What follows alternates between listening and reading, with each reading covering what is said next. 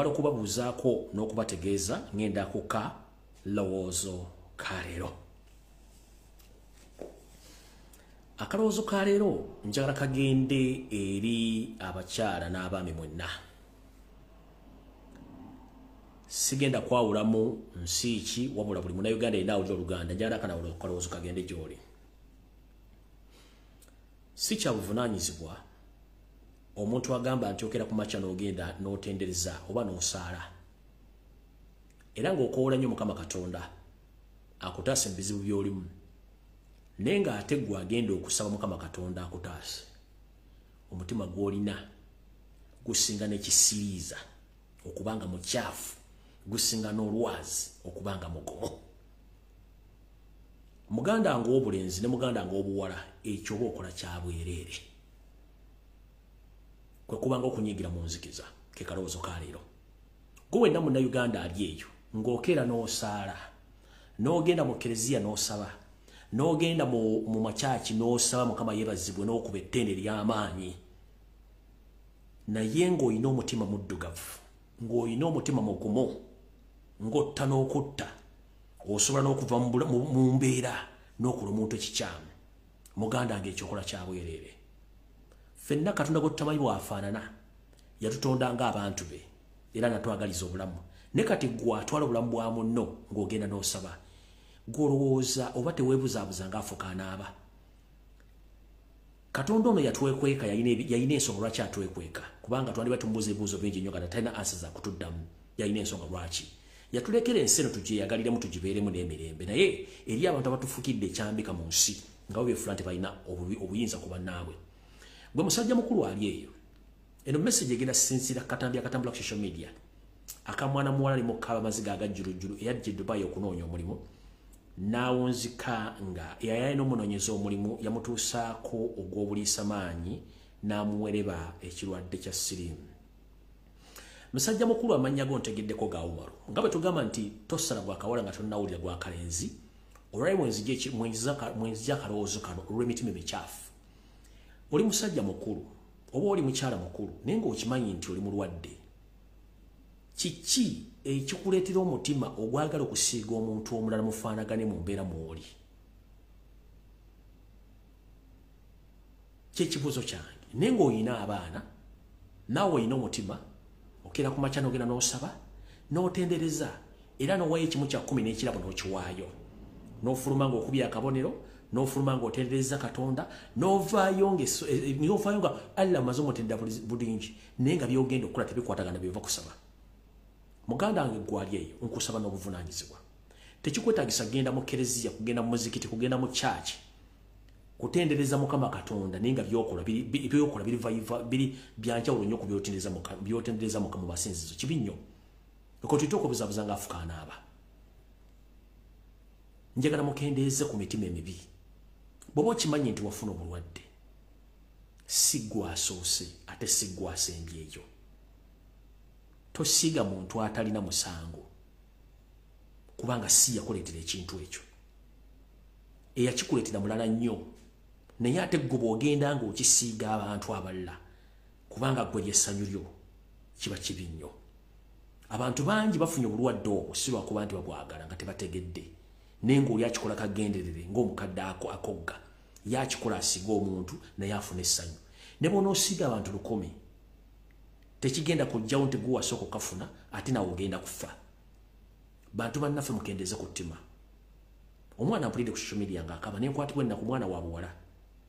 Yava e Kampala nga mulamu nnyo, n'ajja e Dubai okunoonya omulimu, gwe n'otwala advantage olw'okuba nti gwe ategeera gwe ayinza okutegeera abantu abali eyo. N'osalawo oggyemu empale omwekakaatikeko omusiige ekirwadde ate nga ddono kyamuyambye. Singa anaabera mwana wo kyekigenda omutuukako. Jjukira nti lw'oyagaliza muka kitaawo lutta nnyoko. Essaawa zino kyewakoze omwana oyo, somewhere kijja kuddira. Aliba mwana wa mwana wo oba aliba muntu wo alikituukako. Ebiseera ebisinga nze bwe mba ntambula mu makubo n'ensanga abantu abasabiriza ddala abalema. Ebiseera ebisinga sitera nnyo bbawa ssente zange. Oba n'ensanga omuntu yenna ng'aliko ekizibu sitera nnyo bbawa ssente zange. Mbuuza lwaki? Simanyi lwaki Katonda gwensinze yampa omukka nabo yabakola bwe batyo. Kitegeeza waliwo ensonga. Omuntu yena gw'osanga ng'aliko ekizibu wamulalu manya waliwo ensonga lwaki mulalu. Gw'osanga mulema manya waliwo ensonga lwaki mulema. Naye tasobola gikubule Katonda bw'atyo bwe yamuleka abeere waawo wamwagalira. Kati gwe omuntu omulamu ategeera n'okola ekikyamu n'okwata omwana wa munno n'omwekakanikako n'osooka n'omusiiga obulwadde kubanga gwe nakyo yagala okuyisaawo nga ggwe. Abasajja njala tukendeze ku 15 minutes ghost. Nkiddamu abasajja mwenna gye muli njala tukendeze ku 15 minutes ghost. Abasajja ffenna tulina omuzimu gwa dakika 15 nti omuzimu ogwo gukwamukako oddayo mu nnomo senses zo naye ng'omuzimu tegunnakuvaako gwe gusinza okuleeta obuzibu. Kati musajja alina gyonna ne message njala gikusindikira mu kalowoozo ka leero. Mulekerawo ettima n'abakyala mulekerawo ettima basiga baana bamu obulwadde nga mugenderedde. Kuba ne bonoosiga abantu 10 tekijja kujjawo nti oli mulwadde agenda kufa. Ate ffenna bwe tuba tukkiriza Katonda buli muntu alina okusavinga ekibonerezo kyo olw'empisa embi ze yaleka ku nsi. Buli muntu alina okusavinga ekibonerezo kye olw'empisa embi ze waleka ku nsi ng'osaasaanyiza. Mulekerawo ettima.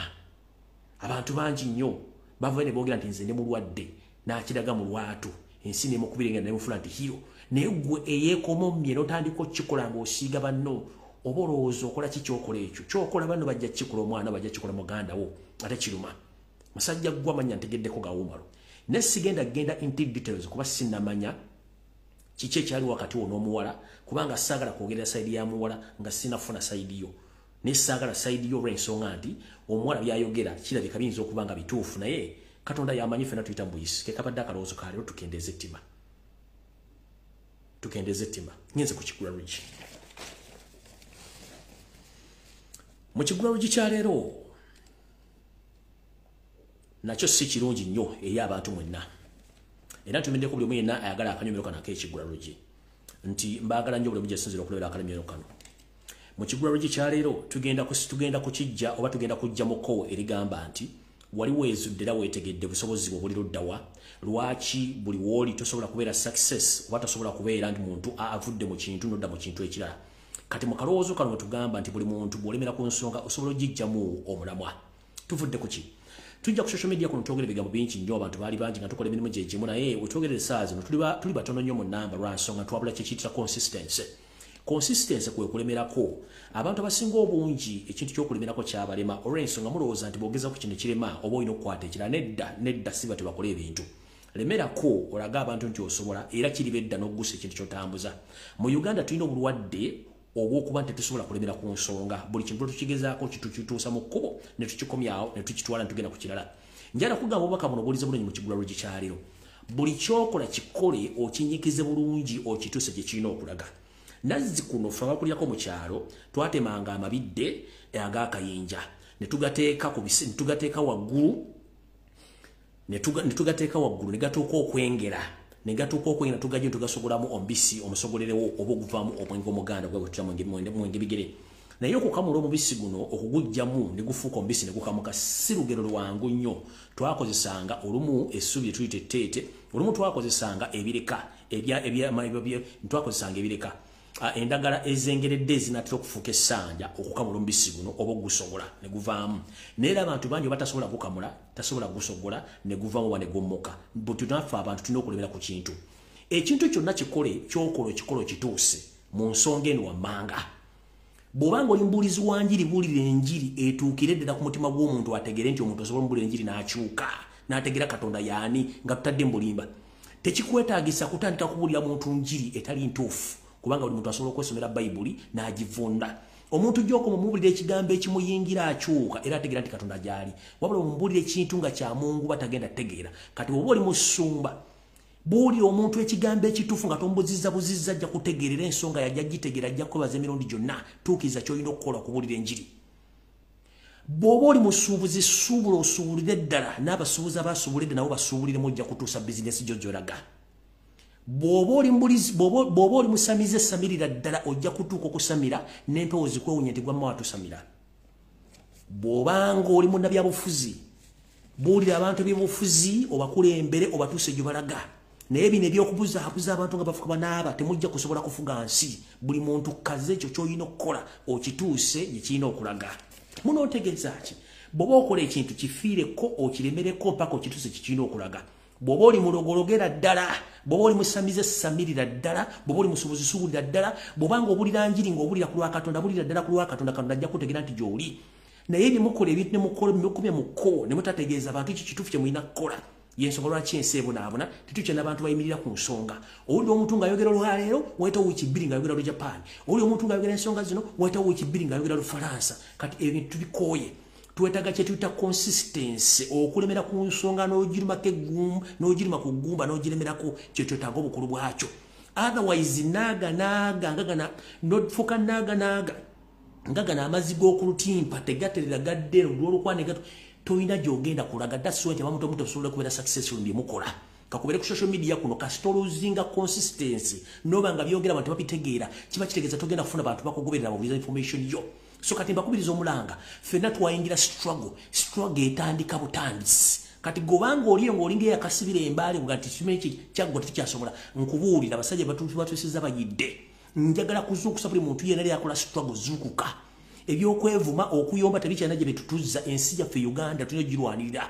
tutandise okukwata omusajja ku nsolo botto naye agiwulira kati ate mwebuzabuza nga bafuka banaaba twatandika ekintu tulina okiggusa kituuke gye kitulaga awulira nga tokyakisobola wummulamu owulira njagala okubazanya abaana bali mu nju abakyalina omutima ogukola bakadaama mwe balekkola njagala okubaza abaana bali mu security nga mukyakola mukyali mu security mwe balekkola abaana bakola mu hoteli mwe balekkola abaana bakola obwa security mwe balekkola na buli omu gyali gy'oli mu kukola okola shift ku shift hour to hour please mwe balekkola gwe kyowulira nga tokisobola kirekera omulala akisobola tokiyiwa leka ekintu kyotasobola kirekera akisobola kubanga muno mu nsi akusinga akukubisa gw'olina n'olw'ensonga eyo mu kigulalo gye kyaleero buli omukola ky'osobola okikola okigguse ensi ejja kutegeera nti oli mu kuggusa nsonga mpaka Katonda ng'akwatiddeko tugamba lubaala embeera nga n'embiro kw'otadde Mukama Katonda yamba yeeyambye ng'anfunikira ekigulalo gye kyaleero tulowooza nti kyokola nkiddamu tulowooza nti kyokola waliwo agenda okukuyambako kyeggusa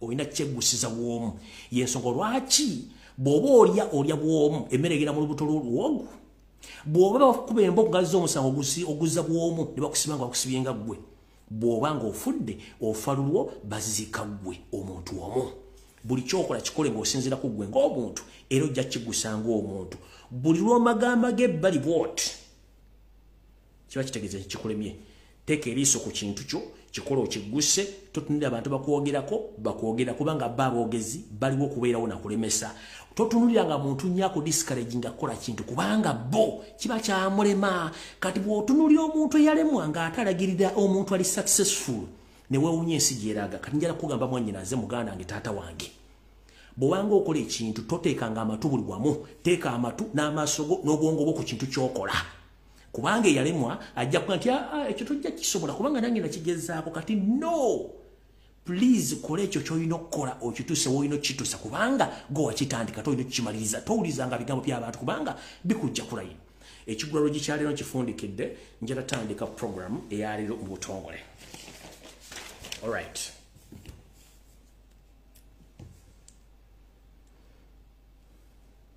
ndowooza benjagala muntagingire batuuse bulungi nnyo kuno kubajjukiza nga ntandika kuba sinatandika video ndowooza nzize mbasomesa ebigambo by'enjawulo ne mbabula ebigambo by'enjawulo ne information muzze mugiraba bebeerawo mwadde muli awo nga ekitongole ekya National Bureau of Standards UNBS nga kigamba kigenda kutandikawo enteekateeka ey'amasomero amalwaliro n'amakampuni agasobola okuliisa abantu abangi obutaddamu oggula mmere etakebereddwa ku mutindo na companies entuufu ezirina okuleeta oba okubatunza emmere kino kiva mu kawaayiro ki remember nabagamba nti waliwo ekigambo kye tuyita monopoly ekigambo kye tuyita monopoly kiri mu luzungu mu Luganda bakivundula batya kwe kuba nti gavumenti ya Museveni ne babbi banne baagala okweddiza obuyinza bwa buli kintu nga balina obuyinza ku buli kintu nga Uganda kati sukaali Jeno Kahindo Tafiri bwamwinako obuyinza yasalawo ebbeeyi yagamba nti alinye yagamba nti abule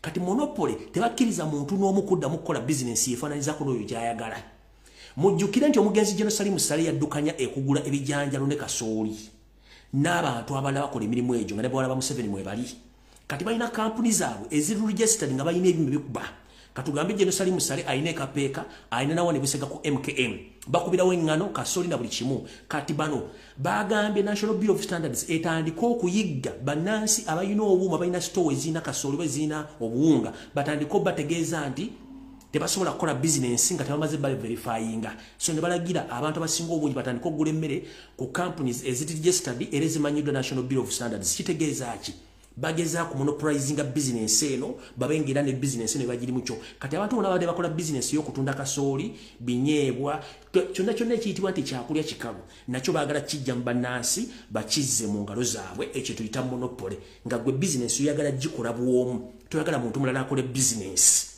ngokozesa obuyinza obuli mu government kuba muli mu government mwagala kujoola omuntu abadde akola business ya wansi mubenga mumukola ekyo nakyo kikyamu nakibaga nti bagenda kikola ne mulowooza nti nsaaga kicho kituuse mbajjukiza mbujjukiza kubanga tetunnaba alright n'okubajjukizaako ekirala video tennaba ne information sinagibwa mbajjukiza ku bintu byenzize mbagambe gye buvudde katono alright nabagambako nti Museveni ye kooti era Museveni ye mulamuzi omukulu mu ggwanga ate ku myaka gyatuuse mutakyalimba ebintu abyogera nga bibiri yavuddeyo n'agamba abalamuzi nga batuuse okuba nti bagula obutula bwe nabagamba nti ye nga ye ku myaka gyatuuseemu n'obuyinza bw'alina takyakkiriza court order yonna mu Uganda akola nti court bw'eragira ekiragiro Museveni agoba bugambi order from above tokola ekyo nti court singa eragira omuntu nti mute Museveni alina obuyinza obukwira omuntu nti temumuta nze njogedde nga ye ekyo nakyo court yagitegeeza nti mulina buyinza ye court kati gwali eyo ngwagira Museveni sime biki mukitegere nti wono musajja ye mateeka ye government ye buli kimu okujonga baza kuba mu ggwanga tetulina kye tugenda kukola ekyo nakyo nkibajjukiza mu kitegedde so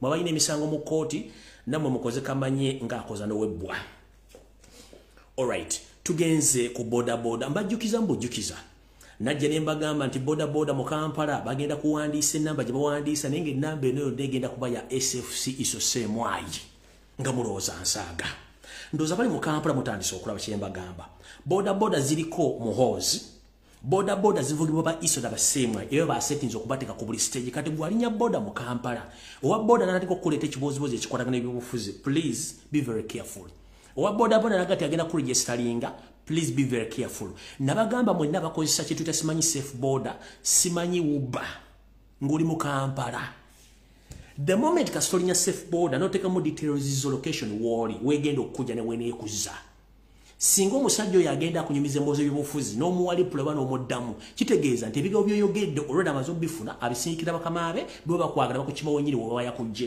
so bw'oba linnya boda omwaguzingeko bw'abagamba kufuna details zo woosula simanyi nanga mutu nini namba please tobiwayo kubanga babagenda ku trackinga mpaka kubanga zino boda zonna ze baleese ndoza muzira bulungi nnyo zino zigenda okukola ekintu kye bagambye nti bagenda kutandika okutrackinga bana Uganda n'abana Kampala era basinga omungi nabategeeza mwegendereze nnyo business mugenda givaamu ababodaboda nga mulowooza nsaaga batandise okikola ekyo nakyo kye bajjukiza bujjukiza video tennaba nkyabayitiramu ku mawulire genda bagambako edda agazigabeerawo alright njala mutagingire wano abasajja ba namba propagandalist mwenna abeera ku TV ne mudda kwebuzaabuza ne mudde wano nzize nnwana nammwe ngamba bigamujja byoga naye bijja kuva emisera bitandika okulabika Robert Kyagulanyi Ssentamu omukulembeze wa National Unity Platform era omukulembeze yalondebwa twawangula akalulu bitundu 5 ku buli 10 nga mu 7 ku 10 naye abantu abamu ne batandika okwogera ebigambo bikikinifu bagenda ku TV biki simanyi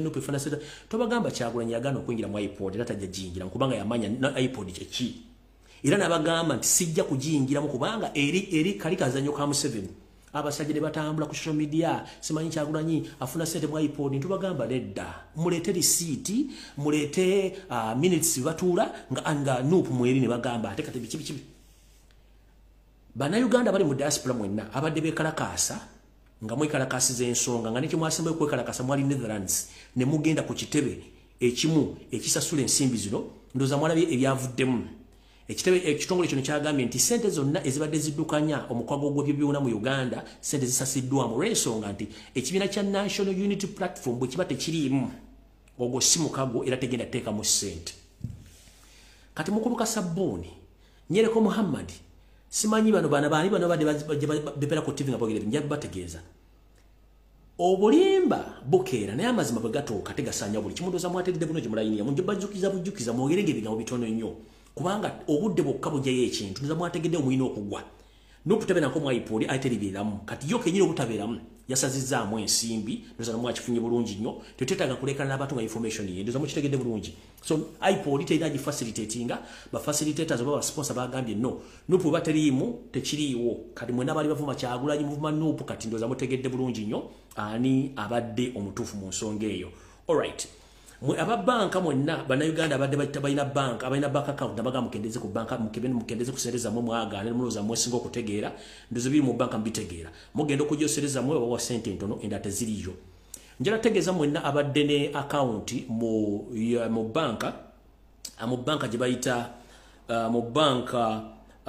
gye bayita UBA nga ebadde ina branch mu Kikobo bambi oba badde ina account ngoli musubuzi genda ku headquarters za UBA obabuuze sente zo gye ziri kubanga UBA kiwa Kikubo branch yagaddewo permanently nga tekyalina business nga n'ensimbi tezirina so neseyo ka banka nyingi lwakubezi muziti okwogera nti zigenda kuva mu business kubanga economy eri wansi jukira banka zino ziteeka omusingo mu banka nti singa customer bank eggalawo Bank of Uganda n'omusasula naye ekisinga obuzibu Bank of Uganda yenyi terina sente yensonga lwaki tebanateekawo Governor Bank of Uganda kuba talina kyagenda kugoverninga nchiddamu yensonga lwaki tebanateekawo Governor Bank of Uganda kuba ne Bank of Uganda terina series egenda kugoverninga oba governor tazeeza agenda kugoverninga kitegeeza muli mu katu akatagambikako alright nkyabawa sinagenda ku information munkwate mpola information nina nyingi nnyo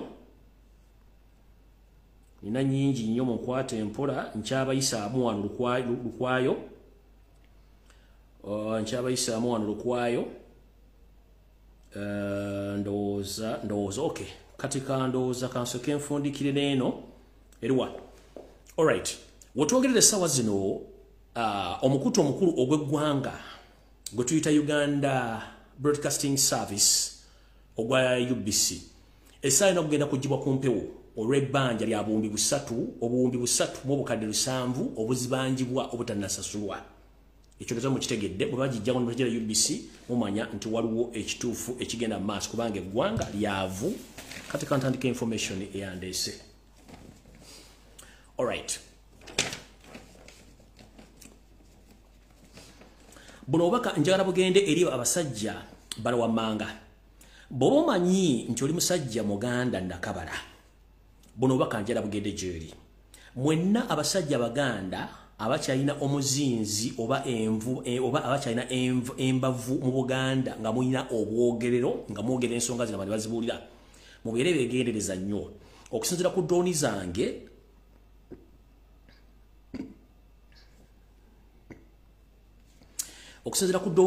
empapula zezalabika ensayiningi nga zigenze mu kitongole ekitulugunya ekya ISO ne SMI zangambye ziti ntitegeeza abo bonna ba influence Baganda abakyali mu Buganda nga bano bakimanyi bulungi nnyo tebakwatagana na Kaloli Wasanya Salonga Mulenge Mr. RJ mu Buganda nti eyabalula esiridde papula zamaze okusayiningibwa mwenna abasajja n'abakazi abategenda okusongebwamu olumwe nti muyinza okugibwawo nga nabo gisimufungize era bano abantu bano wamango manyi nti ogwa mu kiti kino naye nga tokkiriziganya na mayiga ngero kimente omwagalira kodda ku bintu byakola wuuliriza nnyo ng'oli wasaza ng'okulira essaza amagamu musaza mu Buganda nga tokkiriziganya na mayiga bwe baddamu otegeko omukole Mengo osobola ogenda naye tolya n'onywa oba n'entebe gy'ogenda otuulamu gyegendereza ennyo ng'oli wasaza abennyiriri mu Buganda ng'omanyi nti olina olunyiriri lw'okulira mayiga bwe baddamu okutegeka omukolo gwonna Mengo tonywa tolya n'entebe w'otuula weegendereze tugenze kuba emituba bw'oba omanyi nti oli wa mutuba wenna ng'oli mu Buganda ne bakola omukolo Mengo mu Buganda ng'omanyi tokolagana mayiga tolya tonywa n'entebe w'otuula weegendereze tugenze mu bw'obusolya bw'omanyi nti oli mu lubu lw'abobusolya bakulira obusolya nga toyagala mayigira tokkirizigana bigenda mu maaso mu Buganda nkwegayiridde bwe baddamu okuteeka omukolo Mengo kaabenga omutanda gyali okulya n'okunywa wepo ne woolina okutuula weegenderezeewo nnyo kubanga enteekateeka y'amaanyi nnyo eri abasajja n'abakazi ba Buganda bano kubanga bo bamuwadde mission ey'okubajja buli muntu yenna takkiriziganya naye bo bakole ebyabwe byennyini ebigenda maaso awo nvuddewo kale njala muntangireyo sente bahabula otabusala mutano wakale nsere temzezedde ensanga bisibe kale kyezikayihula wepo ne mukulu sejjusa ntandisa bwetu munnange mutandisa okulaba ebintu ebijja ku mawulire ng'amawulire speed bavuga nnene nnyo kino kiguddewo kiki ekiriwo kubanga pressure eri waggulu nnyo okusinziira ku biki ebigenda mu maaso mu ggwanga wetwogerera waliwo omusajja ono gomuyita Karekyezi Kayihura erinnya bamuyita Kale Kayihura erinnya lino lya Kale litegeeza Karekyezi bali wumuza buwumuza Karekyezi Kayihura okusirikira temubuuza nti gyataliyo gyali bulungi nnyo akola mirimu gya Yoseti babula otabasa mutano wakaziseera tamuzeze desanga bisibe nanyini toilet gyatambula nayo boda to boda kubanga mu kuwaluka n'embaata emaamira temumanyi kubanga yagisinga ennaku zino kubanga atambula walukira eggwanga lyonna yensonga lwaki yeegulira toyi asobole okubanga mwawaluka wetwogerera essaawa zino omusajja ono Karekyezi Kayihura gyabulidde gyali mu kukola emirimu gino bali mu kutendeka abayeekera abagenda okuba nti bateekwa mu bitundu bya Buganda okulemesa bonna balina essuubira lyagadde okuyeekera Yoseti Obasero mutano wa Karekyezi era nga Kayihura ono ali mu ne Museveni wepo ne musajja omukulu ne yeeta Sejjusa eyeebuzaabuza nga afuukaana abantu ali mu sisitimu ate nga mwali Karekyezi Kayihura emirimu gino agikolera mu bitundu by'e Masaka era nga kati ali mu kutendeka abasajja n'abakazi naye okusingira ddala ate batwala baana Baganda munnanga omwami ono Karekyezi Kayihura emirimu gino agikolera ku faamu ye eri erya Ntonde ne faamu endala ebitundu by'embalala eyo gyakolera emirimu gino nga batendeka abayeekera era ndowooza gye mufudde katuno wiiki eno nnyingi tugenda okukuba oluku mu mutwe mwavudde ne mulaba amawulire nga batandise okwogera nti balabye ebibinja batandise okukwata ebibinja by'abayeekera mu Buganda mu bitundu eby'enjawulo kino it is part of this mission Kayihura gye bamukwasiza n'omukulu Sejjusa kubanga bebakola ekintu kino okuba nti bakola ebintu bino mujjukire ne mukoddomi w'Embuga gwe tuta Henry Tumukunde y'omu ku bantu abalina obubinja nabo obutendeka abayeekera mu Buganda naye nga butendekera mukoddomi we Yoseti babula otabasere mutano wa Karekyezi nsi yaleeta muzeyizedde nsanga bisibe nyini toilet nga bakola emirimu gyegimu njala kubuuza bukyanga okulonda kuggwa leo zimu n'owulira Henry Tumukunde bukyanga okulonda kuggwa leo ddemu n'owulira Mama Mbabazi nedda waliwo ddemu n'owulira muntu yenna kubanga bakola omulimu gwe gumu kubuzaabuza ofuge kati bino byera mu bitanduzo okuwulya mawulire mbu simanyi waliyo abayeekera no bino ebintu byonna Museveni Karekyezi Sejjusa bebali mu kukola ebintu bino ne Henry Tumukunde bebali mu kukola ebintu bino nti ye baagala kuba nti bateeka buli kintu kyonna ekisoboka okubanga bakola ebintu bino okubuzaabuza bannayuganda ndoza mukitegedde bulungi ngenze maaso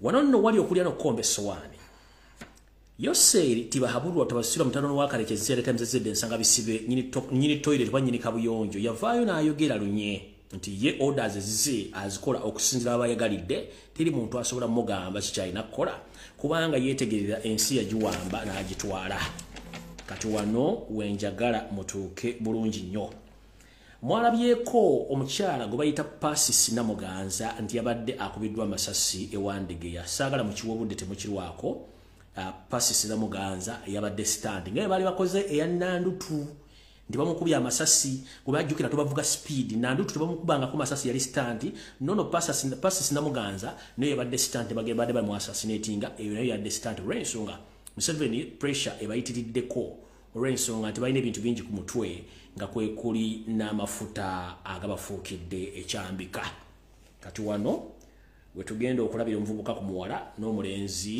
mu nsonga zino wammanga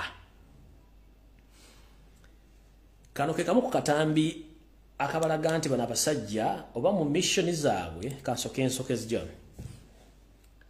nabagamba nti bw'olifuna omuntu yaliko mu nsiko ojja kutegeera Museveni yaani biki byakola balina missioni esooka yakutta baganda bonna bamalawo missioni ey'okubiri yakubba nakusaanyawo kati bino ebigenda maaso saagala gabere mawulire ntera muzuukize buzimu nti abasajja tulina babbi one Museveni akimanyi si Munnayuganda n'akakundi ke konna bakimanyi bulungi nnyo lwakuba nti mu myaka egiyise ebadde teri muntu asobola kwogera nsonga zino nga bwenzogera obanga omukulembeze wange yakumyewo gwe mumanyi oli gino bwe yazoogedde ennaku bbiri mabega abasigadde bona badde boogera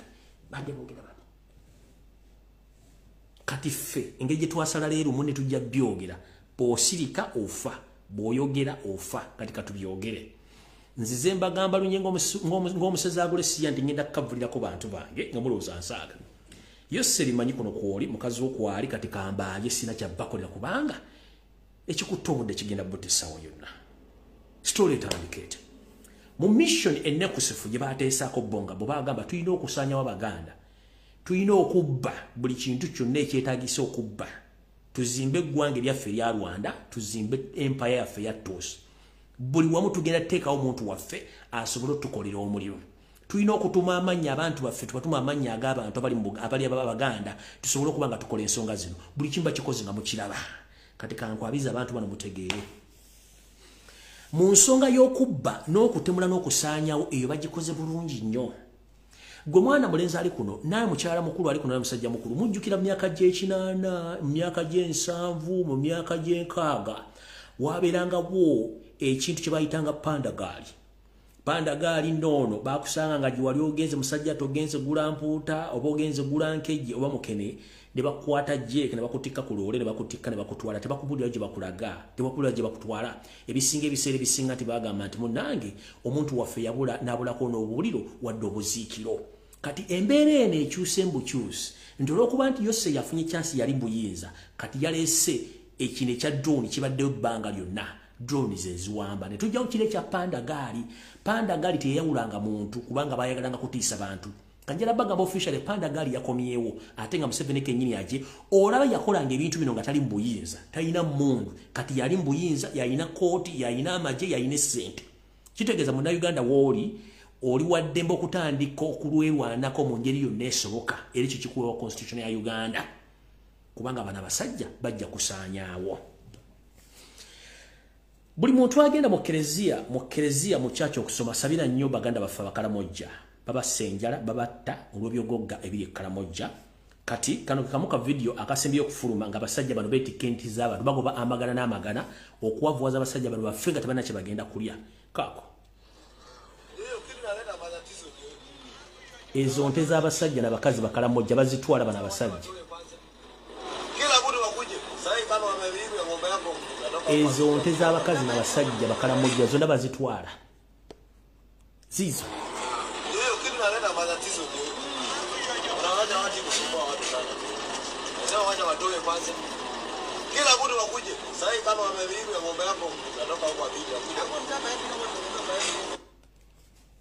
Oza mukitegedde bulungi abasajja n'abakazi Bakaramojja babatwalidde buli kintu. Kati muyina amawulire ge mwagala okusooka okumanya naye kansooke mbagambe bwe nti nzize mbagamba Uganda terina kintu buli kimu bakitwalaga mulowooza nsaaga naye olina bagamba nti Uganda yesinga obugagga ng'oggyeko eggwanga lya South Africa ndowooza ne Congo.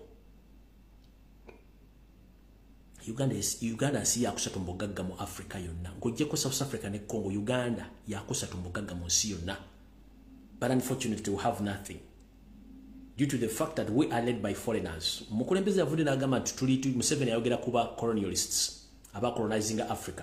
Bwe tugamba colonialist oba omuntu ya colonizinga ye muntu kitegeeza ye muntu omugwira eyava gy'avudde najja n'atuuka mu kitundu kyo n'akuggyako obuyinza bwo n'okolera ku biragiro bye n'okolera ku mateeka ge era nga waddembe n'okutta oba okukusiba ng'ojeemedde ebiragiro bye.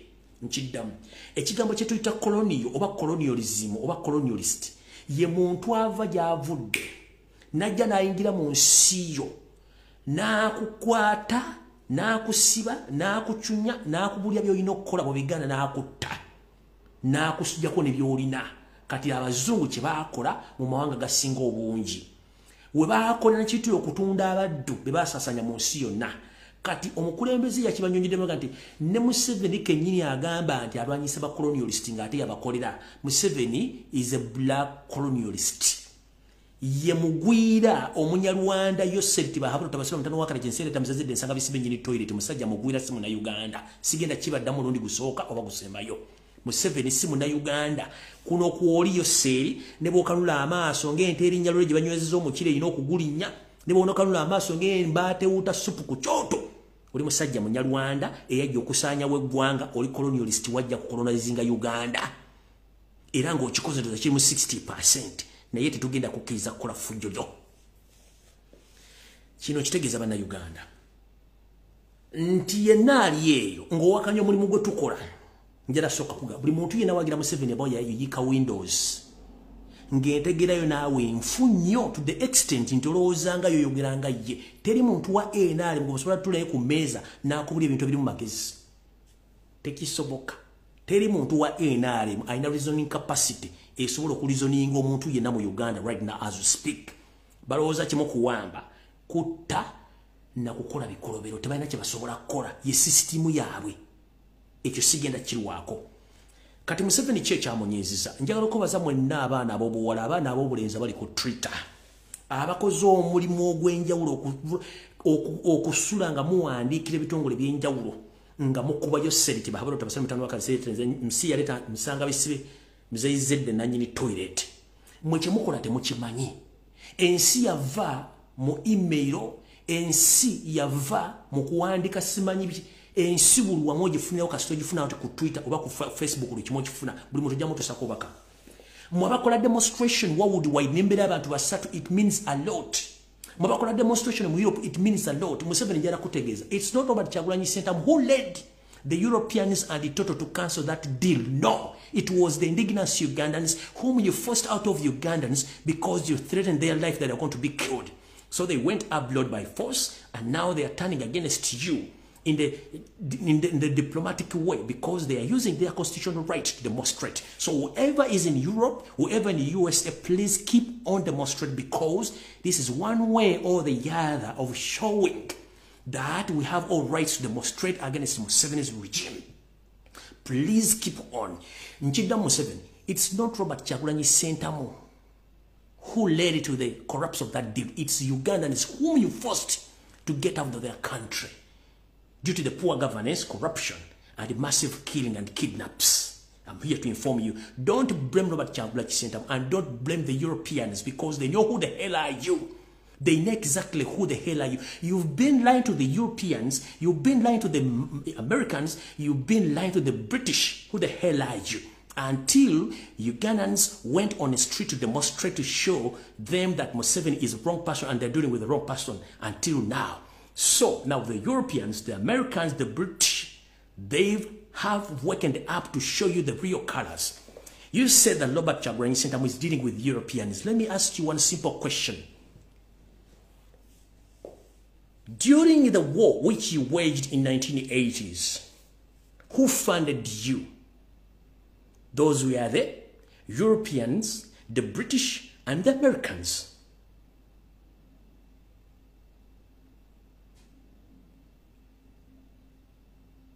Copy that. So, if we are to fight you, we are not going to inform Ugandans. We go straight to those Europeans, the Americans, and the British to tell them that the person whom you're funding is killing Ugandans. And they review our reports. They monitor our demonstrations. They monitor our tweets across the world where Ugandans reside. And they make decisions. So don't blame about Kyagulanyi Ssentamu. Blame yourself because you failed to control yourself. Because you came to destroy Uganda. With your mission of expanding Tutsi dynasty in Eastern Central Africa, which you can't manage because you've run out of time. Tochayina budde. Tolina budde. Soto damo kulumba lwa Kyagulanyi Ssentamu. Feje tubade tulina okulopa. Mukama Katonda ali busy nnyo, ali Syria, Mukama Katonda ali Ukraine, ali eri amatabaje gali kati Mukama ali busy nnyo kulopa ikinzo botatu. Ayinza okutwala obuddo tuyamba. Kati tubade tulina okugenda. Tubade tulina kugenda mbakama abo kubategeeza nti omukozi gwe mwatuleetera omukozi mubi nnyo.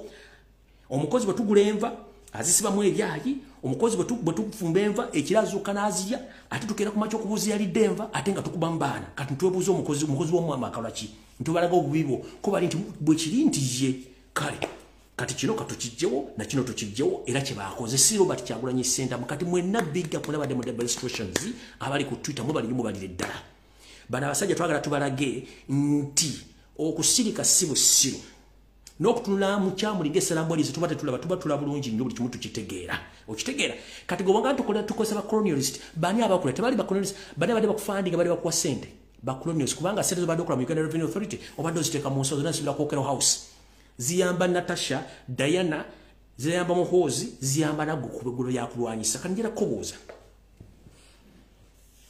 As we speak right now, every Ugandan is supposed to pay 1.8 million Ugandan shillings.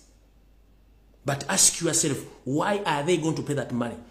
Because you went in International Monetary Fund, you went to World Bank, you borrowed that money, which was supposed to do projects in Uganda. But unfortunately, all that money was stolen by your family and yourself.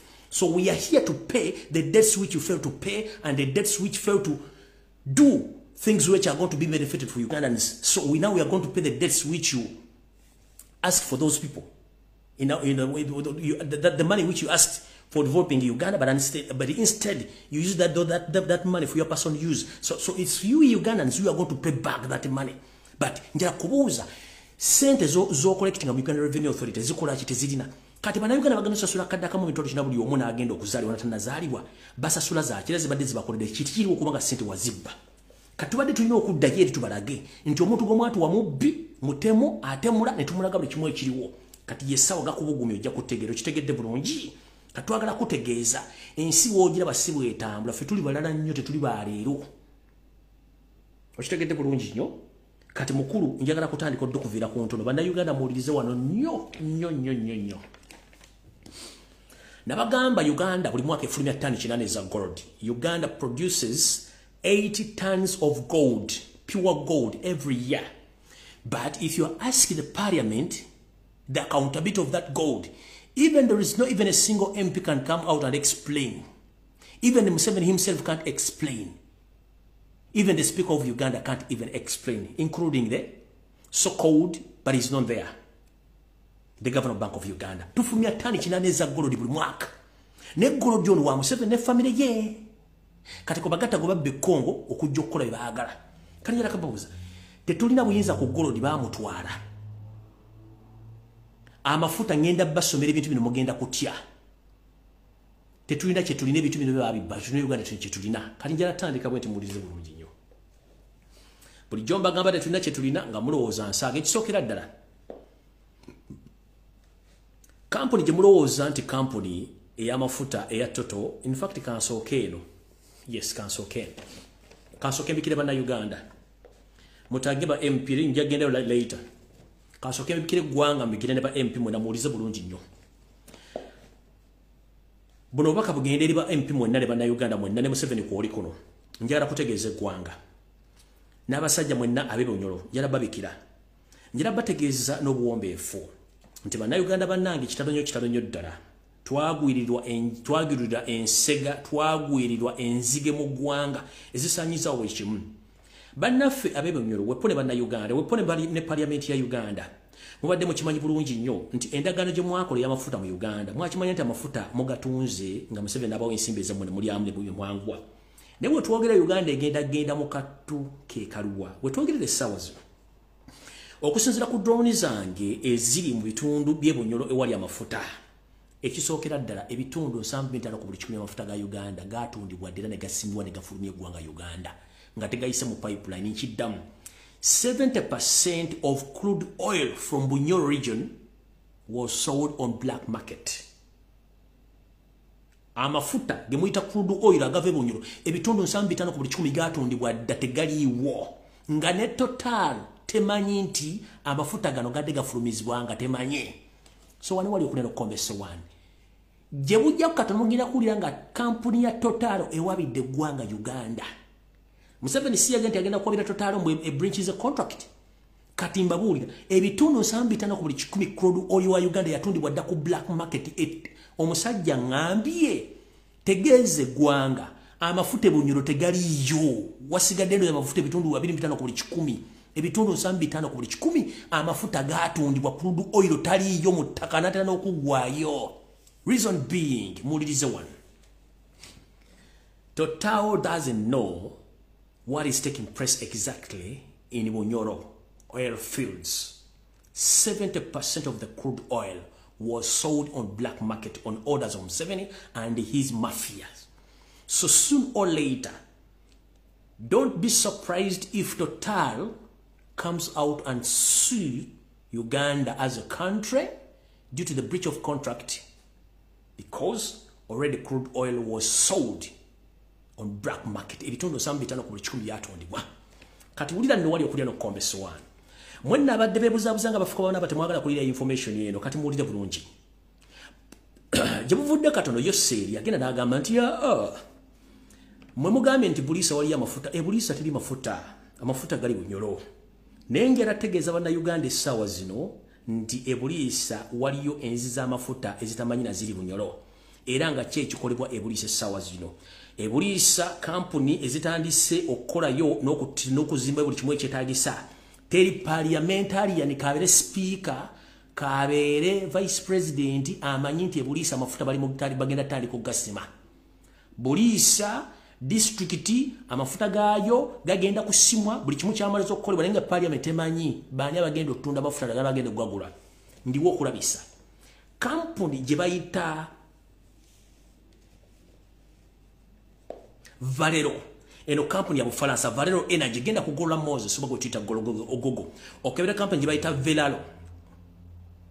Valero Energy company ya Bufaransa yegenda okusima amafuta g'ebuliisa. Naye mu parliament bakisomanga ko tikine bakyogereddeko nti kampuni eno yeguze amafuta agali ebuliisa. If you want to prove this, ayogera omwamagamaga njala balaga mutegeere omanyizi byange mbirako ne bwino bulungi nnyo gwe saagala muntu addaawo atandike kukola ate omusajja ayogedde ebigo bino yakoze bwati ne bwati. Eno gye tuyita buliisa ndoza mugalaba ne teri member parliament no mwakimanyiko nti buliisa amafuta gayo bagatunda yiyo. Ezo na pipeline batandise okukola nenga amafuta parliament ekimanyi nti buliisa wali amafuta nenga geewunyiro bagatunda dda. Mugala bulungi nnyo eye buliisa amafuta gago batandise okugagula nenga kampuni yagatunda yagaguze gye bayita kampuni ya Bufaransa bagiyita Valero Energy. Genda kugola Moses ogisomeko ebijefaako ojja tegeera nti nagebuliisa Museveni yagatuna nga tategeezezza ggwanga tategeeza muntu yenna n'agaguza kampuni eyo yagaguza kampuni eya kanji basomere wano bulungi nnyo. Genda kugola Moses okebere kampuni eyo. Kampuni bagiyita Valero Energy VALERO Energy kampuni ya Bufaransa yegula yetuta amafuta gebuliisa. Mumpulirize bulungi nnyo kati onvudde omutegere bulungi nnyo.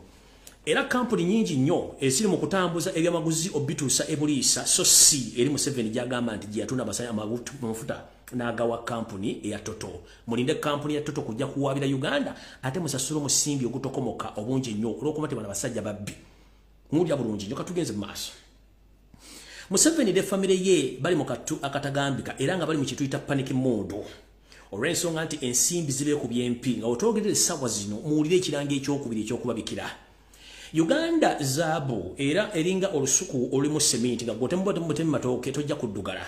Nga wetwogerera essaawa zino njala bategeeza eggwanga n'obabikira nti n'amafuta agali mu Tanzige ge tuyita agali mu Lake Albert nago bagaguzizza China, bagaguzizza kampuni eya China yegenda okugatwala.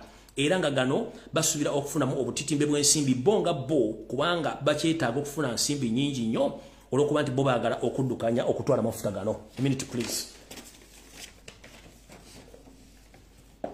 Already amafuta gano bagatunzizza kampuni ya China aga Lake Albert. Era nga kampuni ya China bagiyita Sinoko ye kampuni eyaguzibwa amafuta ga Lake Albert era ng'eneetera ogasima bulungi nnyo naye ng'era wawunye parliament ena kyemanyiko ku mafuta gano aga Sinoko ge yaguze nga nago already ensimbi bazikutte dda bulungi nnyo. Ndoza mutegedde bulungi nnyo kubanga tebaagala bantu bategeere nga ba-interfering information okuba nge batuukako bulungi nnyo. Ndoza mutegedde bulungi nnyo ebunyologo 70% gatundibwa ku black market ku Toto tekimanyiko. Toto France tekimanyiko. Mbabuulidde agebuliisa kampuni gye baagaguzizza era buli kimu kibalaze bagenda gatandika ogasima.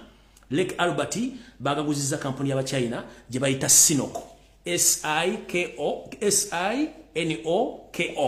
a Chinese company abagenda okusima amafuta ga Lake Albert naye nga tewali n'omu akola ki akimanyiko nti amafuta gano gatundiddwa oba enzize zitundiddwa olw'ensonga nti bo baagala kufuna bintu byabwe badduke bulungi nnyo. Tugenze mu maaso.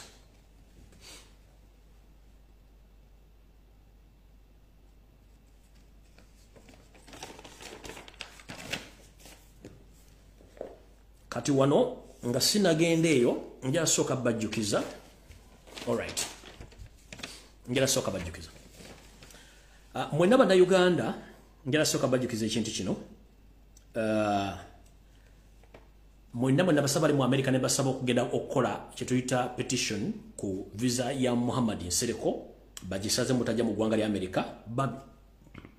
Mwe bali nnyo bali ddala omulimu ogwo okuba nti mugukoze bulungi nnyo mukipinge on twetaaga abantu bangi nnyo. Oli mu njuyo genda ku website ya American Migration oba ku American Embassy mu Uganda mugiwe buli kimu kyonna Nsereko kye yakozesezza okusiba omumwa gw'abantu viza bagirivoking kubanga yaganye bannayuganda okukola ki okwekalakaasa. Remember Article 9 mu ssemateeka wa Uganda etuwa buli muntu eddembe okweyogerera n'oyogera ky'oyagala. Kati yono omusajja omuwumba Nsereko Muhammad kiyakoze n'aleeta etteeka ate eri contradictinga ne Article 9. Already waliwo etteeka erikkiriza bannayuganda okufuna freedom of speech, freedom of expression. Ate n'akola etteeka eddala nga li contradictinga ne Article 9 mu constitution erigamba mbu ate bannayuganda tebateekeddwa ku expressing themselves, tebateekeddwa kwogera, n'akola etteeka eri contrary ku liri. Kati who is fooling who? He says that he is a lawyer. Naye atawoza nkuwadde omusango gw'enkoko nti bagijjeeko ebyoya byayo. Tawoza nkuwadde n'omusango gwa kabizi nti kayise ku muzikiti nga kamenye ekiteeka takikolangako. Wabula mubuulire genda kukanula maaso kuwandika amateeka ate already agali mu constitution nga gali contrary ku liri eririwo ne bwebuuza who is fooling who? Mbaga nti brain is a monkey, cow mentality, bano tebategeera, bategeera lwakubiri nga mulowooza nsaaga. Kati mwenna abantu abali mu America, kwata laptop yo, kwata essimu yo, genda ku website ya migration eya America, ku border control unit ezoneza migration muwandikira abantu abo, American embassy eri opening, muwandike musindika baluwa, mulabe ekivudde mu demonstration.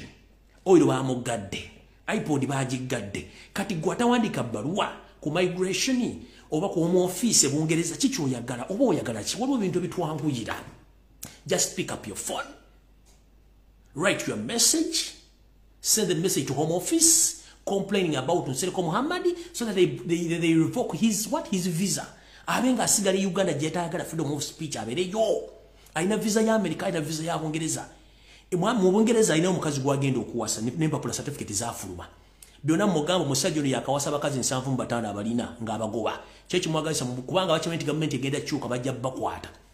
Please muwandikire home office etteeka yalikoze ate gyagala okujja wali freedom of speech.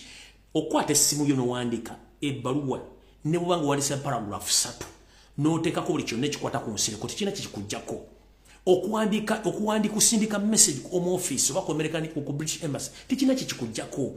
Tetugenda kutumagula mundu oba gula sasi bagula kino. Oli ku laptop yo, oli ku simu yo, gola Moses wali website weziri muwandike muteeke mu complaint zammwe. Omusajja ono asigale gy'alina okubeera. Twagala nti bw'abanga Uganda gifudde kiyumba kya mbizi nga naffe bannayuganda tufudde embizi, kati naye yennyini afuuke embizi asigale mu Uganda ffenna tubeeremu nga tuli mu kiyumba ekyo kisambiramu ettaka. Lwaki ava mu kiyumba ky'embizi n'agenda ku seminti w'e Bungereza? Lwaki ava mu biyumba by'embizi byaga nti Uganda nfu agende mu America? Mu America baagirwanna gye bali. Lwaki mumuleka ayinaayine ng'embuzi eyasize ekibya? Muwandiike. Olina essimu, olina laptop, osobola okukuba essimu n'obagamba ne musajja bwati state agent yakoze etteeka bwe liti eririnnyira eddembe ly'obuntu. Kati ate Europe ye teyagala kumanya ddembe ly'obuntu kasita oyogera ku ddembe oyo oba owedde. Omusajja mutuyambeko ng'obudde bukyali.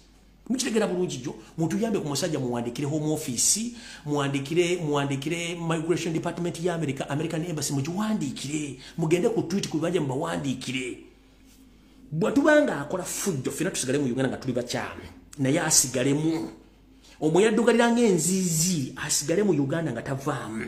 Aleme kujja Bulaaya kubanga Bulaaya gy'ayogererako abantu baagirwana. Mukitegedde bulungi? Sigenda kudda waawo. Ekyo nga nkimaze. Njala mwotagingire omukyalo ono eyeyita Permanent Secretary wa Minister of Health. Mukyalo ono yani mukyalo oyo mwanyi ali mu Uganda ku Museveni. Atwine maana. Muntagingire twine maana. Bamuyitani amanya gagenzi. Atwine oba ya atwine, I don't know. Mama wavuddeyo n'otula mu kamera n'otunula bw'oti nkowozesa omuntu kankulaga abantu. Manyi buno obulimba twabaga musomanga nki tuta sign language. Omuntu wamubbi tabula. Bwamutemu tabula. Yeebuzabuza nga afukaana abatabula. Njagala kumulaba wano bannamuti uno. Omwami omukyalo omulaba yavudde n'aga nti Uganda eyina yafunye ekirwadde ky'Ebola. Yomulaba. Mu sign language and body language ono omukyala aba yasibiddwa dda. Yazze okukola ekintu kino nga balina kyebagoba kyekiruwa.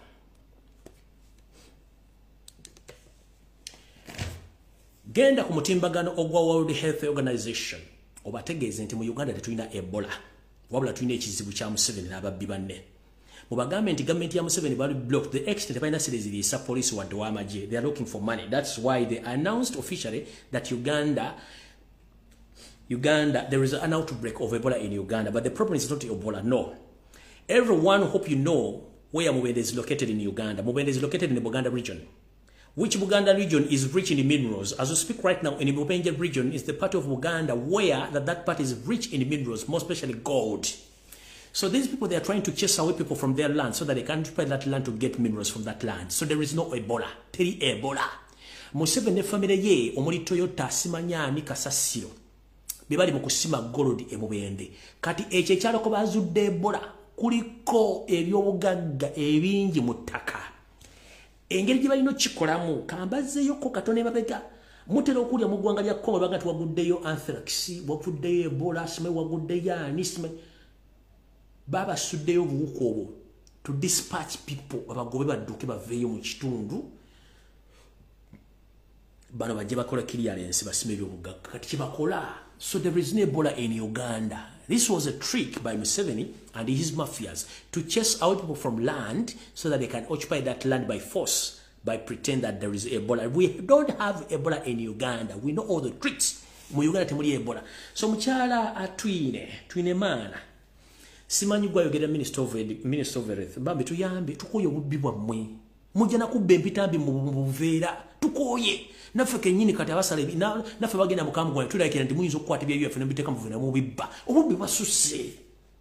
Mumuzeke entwigiriza mmwe. Mwe buli kimu mulowooza kubba. Newe bakano kati nzibye ntya kati. Ntemudde ntya kati. Naye njala kubuuza mu bakazi mu ne basajja mmwe. Ebintu bino mugenda bitwala. Oli essuwaani emu, oyambala nnike emu, ovuga emmotoka emu, osula mu kitanda kimu. Bino ebibugaga mwekuŋŋaanyizaako mugenda bitwala luddawa. So I'm here to inform the international community, more especially the World Health Organization. We don't have an Ebola outbreak in Uganda, in the Mbega region. No. This is a well-planned move for Yoseri Museveni Bahabulwa.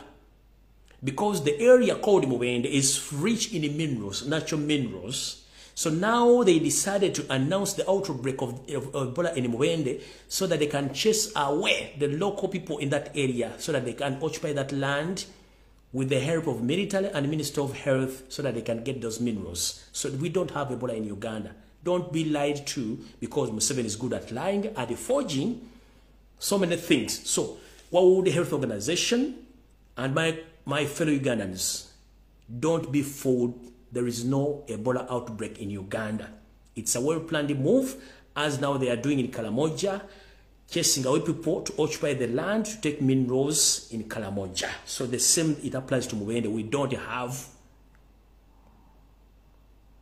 Ebola outbreak. No. A big no.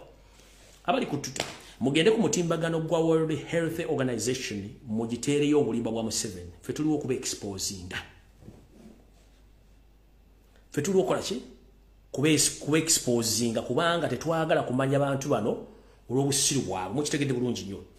Dana atwine eyita Dana Dr. atwine. Kyonna ky'olina ky'obaza gendo kirimbe nnyoko ne kitaawo fe tukoyo tubuzaabuze. Tetulina Ebola.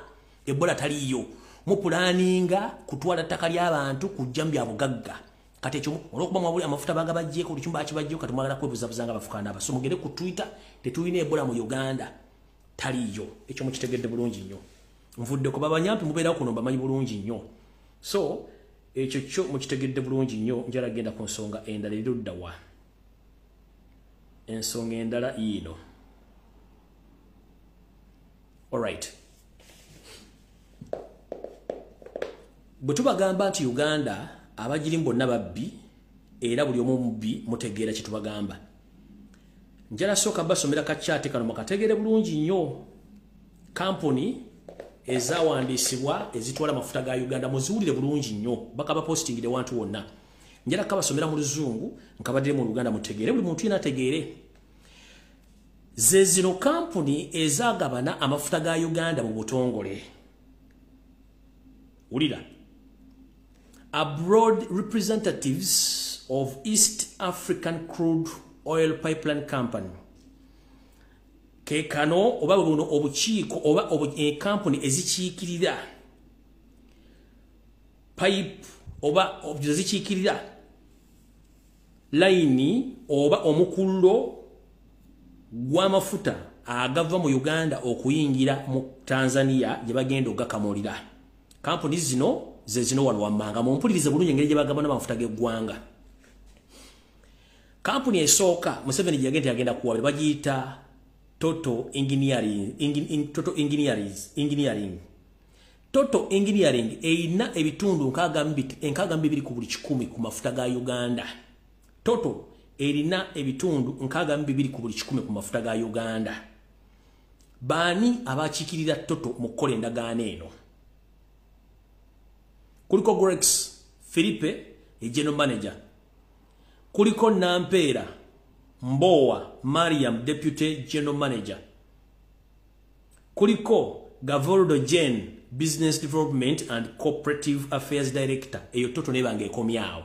N'ebitundu nkaaga mbiri ku buli 100.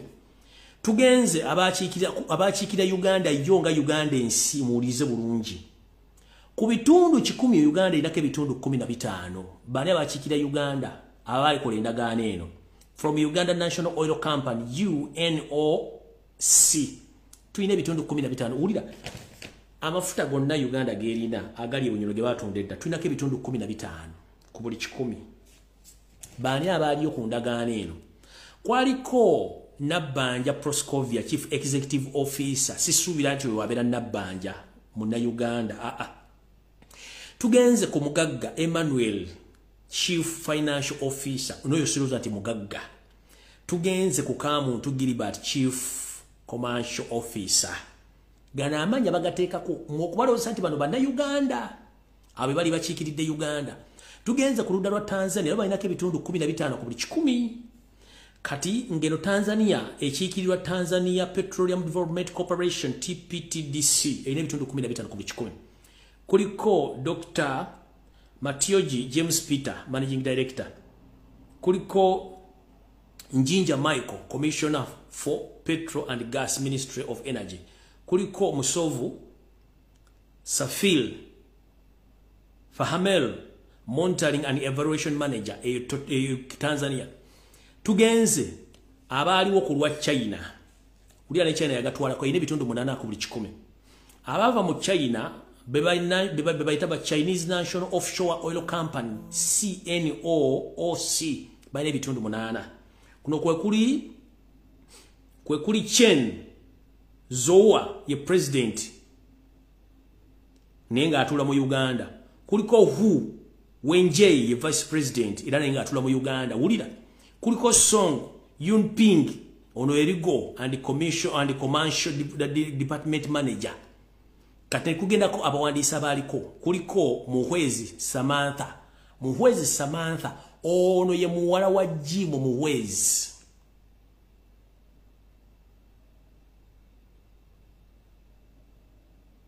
Ne kubeerako LC ono LC Smile Secretaries Limited ono ye muntu endagaano nebeera bwetyo age mafuta ga Uganda geje gagabano wa mugala bulungi nyo.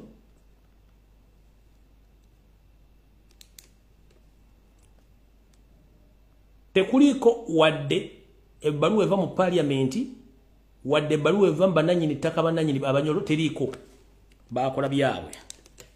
Kati tugenze mwagala kutegeera biki ebiddako na biki ebyaliwo mubimanye bulungi nnyo.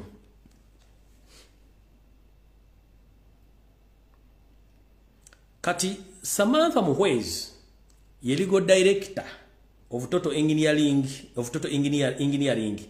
Kampuni eno weewuunye terina mu Uganda. Kampuni eno esangibwa mu ggwanga erya Bungereza nga ye current office yaabwe gyeri. Eri ku 23 officers stroke 9 registration Muhwezi Samantha. Correspondence address eri ku mwaliro 18 eri ku level 18 stroke 10 Upper Bank Street, Canale, Wife London, United Kingdom, E14 5BF.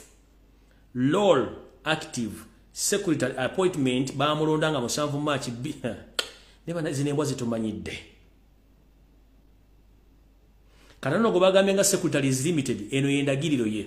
Corresponding address Johnston's House 52-54 Rose Street, Aberdeen, United Kingdom, BA10 AH1 roll active.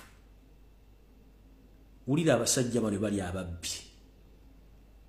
Era zigenda maaso ne zigamba Company House, return of all elements of shares. Elif kuliko SHO01, company name East African Crude Oil Pipeline ECOP Limited, company number 11298396. Received for filling and electronic format on 10th of August 2022. Bana basajja babbi. Bana basajja babbi. Bana basajja babbi. Bana basajja babbi. Bana basajja babbi. Bana basajja babbi. Basajja mu muri babbi. Kati amafuta gana agebunyolo kino kye kisaawe kyalina okuzimbibwa e Bunyolo. Ku mafuta gano ge babbye ge bamaze kye kisaawe kye balina okuzimba e Bunyolo za mukira bulungi nnyo. Kye kisaawe ye plan yakubibwa. Kati kambalage ekisebo kifaana essaawa zino. Ekisaawe kikyo kati bwe kifaanana. Kweri plan gye nabalaze kati kye kino ekisebo ekito bwe kifaanana. Bantu bana kye basobola tukolera mu ggwanga okuggyako okutubba obubbi. Ekisebo ekito bwe kifaanana kyo bulano yagamba tagenda agendayo kigula kubanga already n'amafuta bagamalayo dda kati tebalina kye batwalayo. Kikyo bwe ekito bwe kifaanana. Naye ng'eno original plan kansooke mbalaga original plan yakyo. Eno original plan mugirabye bulungi nnyo. Iyo original plan y'ekisaawe eky'Ebunyolo gye babbye amafuta gye bagamaze. Kati bwe ekito bwe kifaanana. Bwe ekito bwe kifaanana. Kati mwebuuza ani mubbi ani aggwe malawo gwa ekito bwe kifaanana. Ndoza mujja kutegeera. Kati ngenze ku nsonga eringa eddirira esembayo nve wano. Nabagambye mutagingire mukulu Frank Gashumba ndoza njogere ku nsonga ze nve wano nkole n'endala. Mali n'okunywa ku mazzi nga ngenda awo.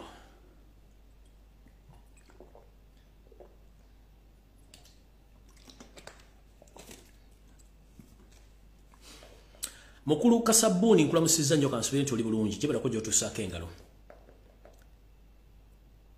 Nkulaba otambula ku TV ez'enjawulo ogenda oyogera bikikinike weekaza okubya ebikalo linga kapiso ezaddawo kkala. Manyi gwe mukwesane kateri akwatira nsawo. Gashumba nkugamba gwokuba ebikalo linga kapiso zizino eza MP Clocks wena n'onywera muli n'obenga kapiso bagisumula bagenda jimira kati ne bw'oti bw'otambula. Otambula okubya ebikalo wenna weefundikidde. Naye nga kumbe tolina magezi. Kankusomesa olwaleero. Wavuddeyo n'ogenda ku kooti ng'omujulizi obeerewo nga basiba omwana omuganda gwe bayita Jakana Nadduli olw'okuba bamunise mu kooti afune beyiro n'oyogera Olufalansa n'oyogera Olukikinike n'oyogereramu n'ensobi. Manyi ffe tubamanyi bwe basajjamu akabinja k'Abanyarwanda batalina magezi abawumba tuutu mbasoosidde nnyo kubanga mugenda kubonaabona musukire mulina okubonaabona before nga sinagenda eyo. Gwe Jakana Nadduli bwe yafuna accident ya bodaboda wagamba nti singa afa. Ennaku zino otambula ba SFC n'aba CMY era okulagana nabo kubanga oli state agent. What if ng'ekibinja ekyo gwali kisindise kitte Jakana Nadduli? What if singa gwa sindika ekibinja kitte Jakana Nadduli n'atafa? So you came at the court to prove yourself that the man was thoroughly beaten. Wazze ku court okuprovinga nti abamu kubanga bo basasula. Nkiddamu. Obadde omulala ku media nga bamuleeta ebifaananyi biri tibitegereka kunojja ku court okuprovinga nti bewasasula omukuba bulungi nnyo. Tewakomye okwo.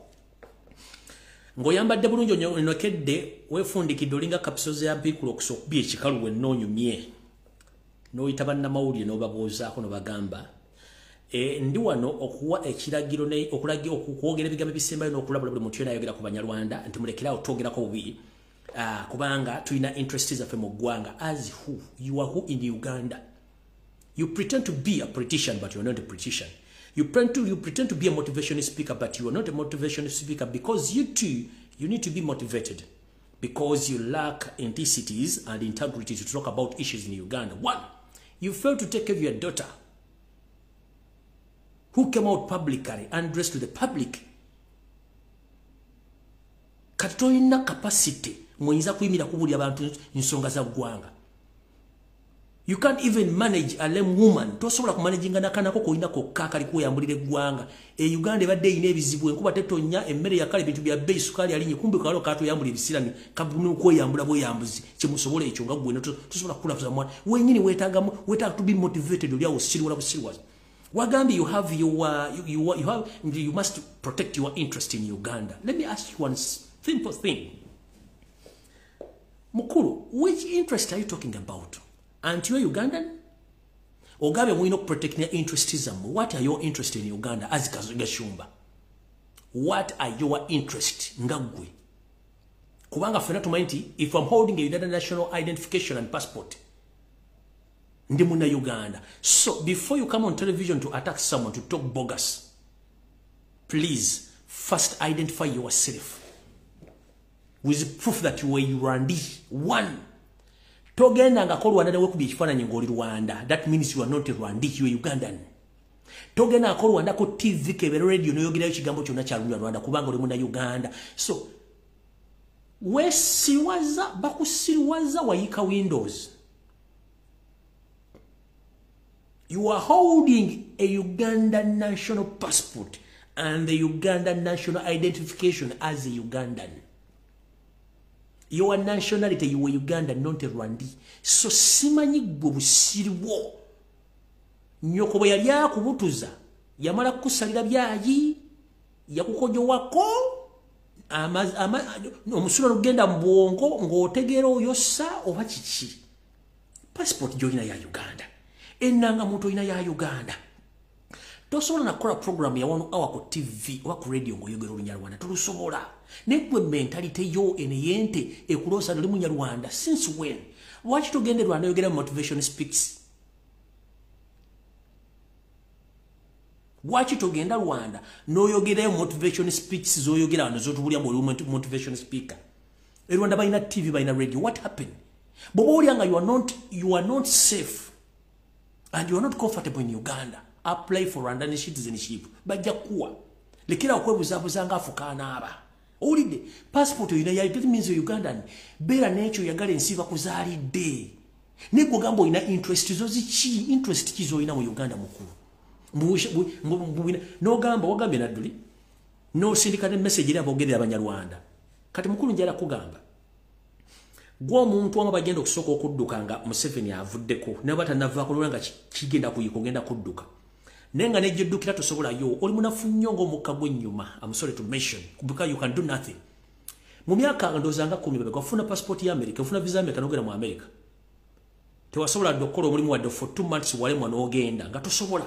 So mu kifo ky'okwo yagalya mu Uganda no making sure ntubira mu Uganda fena ate ogezaako gitabangula to the extent government wechuka ojja kudduka we kanenga lejola gatosobola ina tona kintu kyosobola kukola nga tona kintu kyosobola kukola kubanga tosobola bulaya omanyidde kufero ntibafera kati please tereze ngalabiyo tereze ntwingiriyo ngoyogere biga abantu balina okuwulya ekigambo kiri kyenjogedde munansonyiwa kubanga kana kasajja kanafunyo kamanyira kufera kati mukuru before nga tonda yogira biga bikyamu ku mvubuka gwe bayita Jakala Nadduli n'abantu abalambo bawoninze balekera okwogera ku Banyarwanda njagala ogende ku TV oyogera Olunyarwanda for 1 hour atolete identification ye Rwanda ngoli Munyarwanda ne passport ye Rwanda ngoli Munyarwanda bwe kiba si kyekyo tuzaako wansi entwingiriyo wagambe Nadduli waddamu okwogera ogenda mukola ki era message yisindikirani gwe baganda bone bakuzana bali polite nnyo they will behave nesimanyi gwe sima bakasajja gwe baki oli munafu nnyo mu bwongo mubiri oli munafu nnyo to the extent n'omwana yakulimu okulabirira wadde omutera conflex mu bakuli omutemu amatanywe kyakulema ne yerabirira era I'm here to inform the public. Don't blame Sheila Gashumba, who she is right now, because she brought herself up to that level, not Gashumba. No, don't blame that girl. Yekuza yeka to that level. So no, kubanga wakuza omwana bulungi. Omwana libadde yisa bulungi. Nyolo kubanti nawo olinda galale bwotyo. Yensonga lwaki oyogera byotategeera. Yensonga lwaki okola ebige bitakwatagana n'okujja newe kuba golu mukulu. Odumira omwana omuganda avundire mu kkomera loganti baamu kubandi badde afa. Bwe tubanga gavumenti tusotegera wakateeka. Wadde ogenze confirminga ki? Era olina buyinza ky'oboogera ku nsonga mbutaddamu kwogera ku banyamulina interest zammwe. Eyo ka statement basobola okusiba emyaka gy'otamanyi.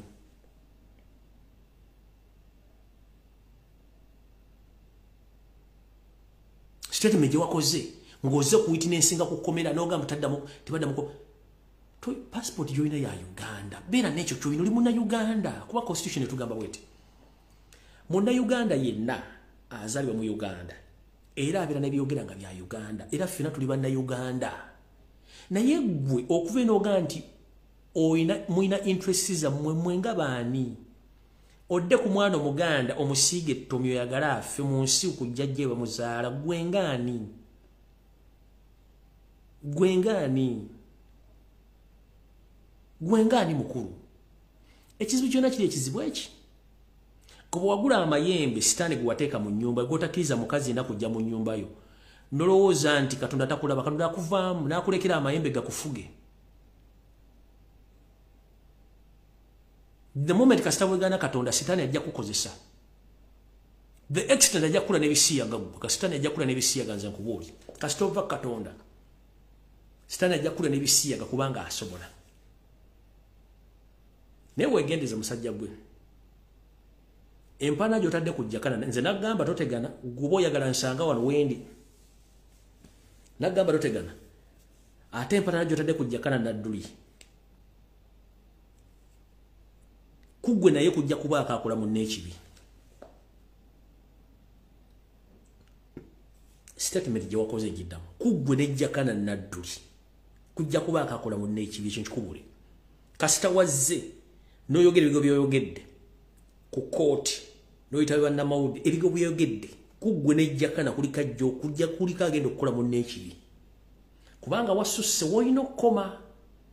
Omuntu bw'ayogera ekituufu kiba kitegeeza ayogedde ekituufu. Kati gwe bw'ojjayo obusiiwo n'ojjayo that's why mwenna abantu abali beebuuza what happened in Rwanda 1994. The reason is bano abasajja they can't reason but they can kill.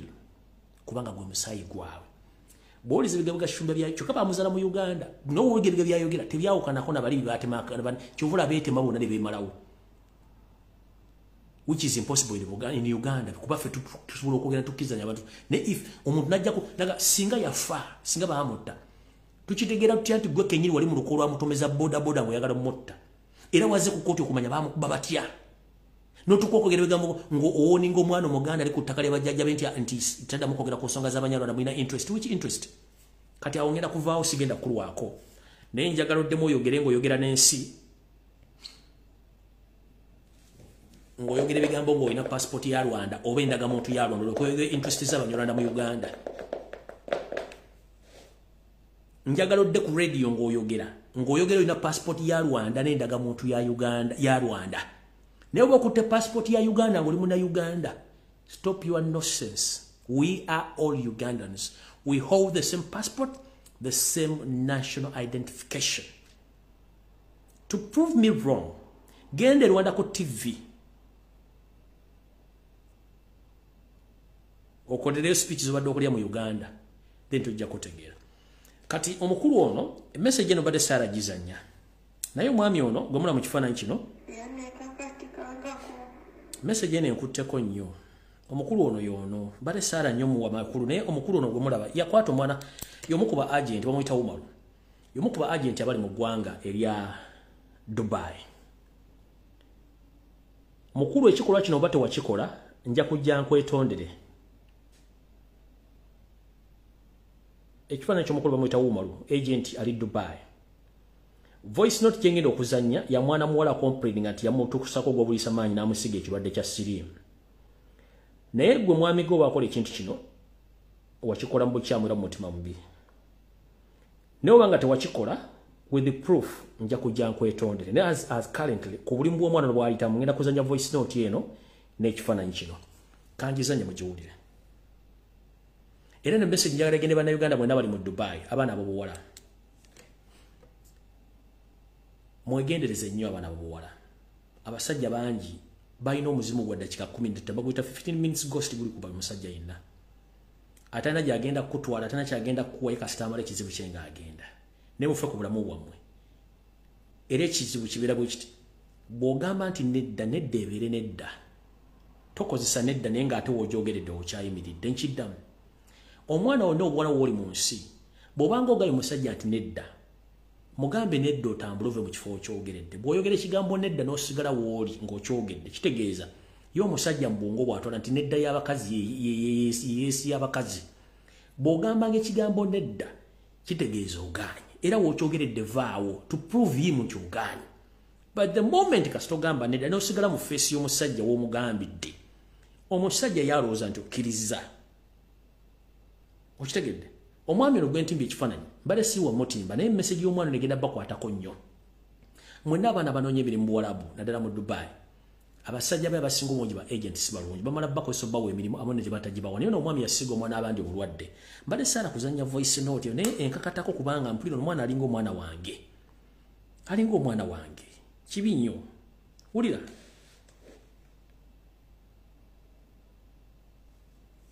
UAE people, be careful.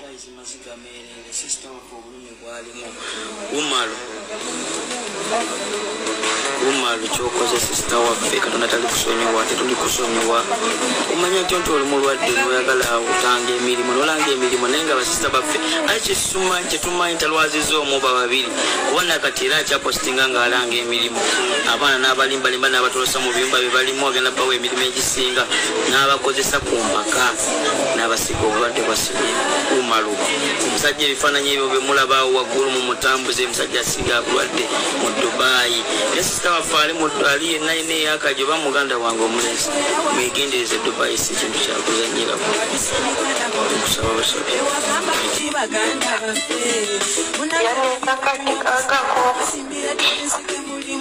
nakozesa amala okukozesa nefuna obulumi obuyitirivu nempuliranga omuntu gwe bayiridde kamulali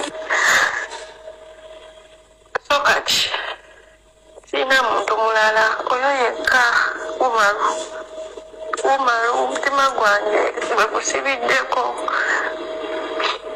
sayagala musajja mulala Dubai sina musajja gwe nalinzemu okwagala okulyako oyo yekka sina mulala umalu yayanziga atasawazira neme munoonya nsimulaba lita umalu yayanziga obulwadde kibi nnyo sina musajja era gwe ndagagala umalu obuto obulumi obutagenda wona kyokka bamugobye ku mulimu omusajja yali wano e Dubai kuba omwana yava e Uganda giri myezi 2 nga mulamu yakola ne medical nga mulamu naye yono gali gwe yebaka naye wano e Dubai yamusiiga obulwadde kuba Uganda yamalayo only for 3 weeks n'akomawo e Dubai ate talina omusajja gwe yebaka naye yebaka nono gali and the guy is in Dubai ekisukira ku kifaananyi ky'omusajja asinikira ku kifaananyi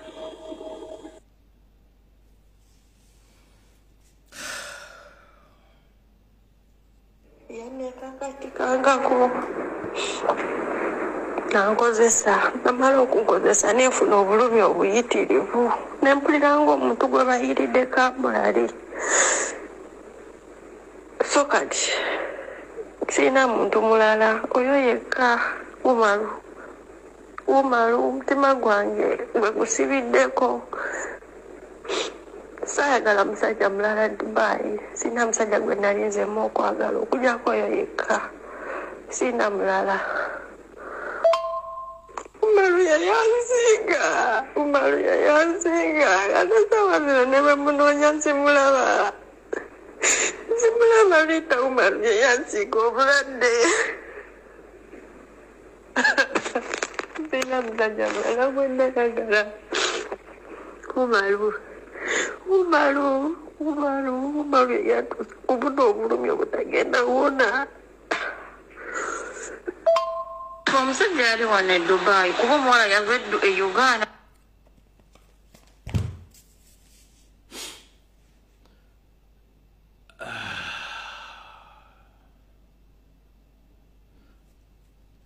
Omukulu oyo ekifaananyi kibalaze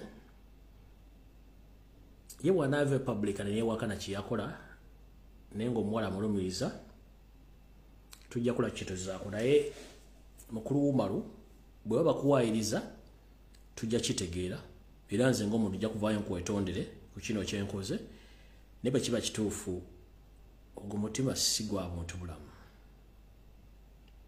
Omwana ono si yakusiga siriimu. Omwana ono alina abazadde sinakindi ayinza okuba nga yali yakava ku ssomero oba nga yali alina n'abaana ng'azze kukola kunoonyeza abaana b'ekiguli abagaladdiba n'omwekakatikako mu linnya ly'okumufunira omulimu n'omulimu otagamufunira n'omusiiga obulwadde. Ekikolwa kino si kirungi. Abakyala bano bazira nnyo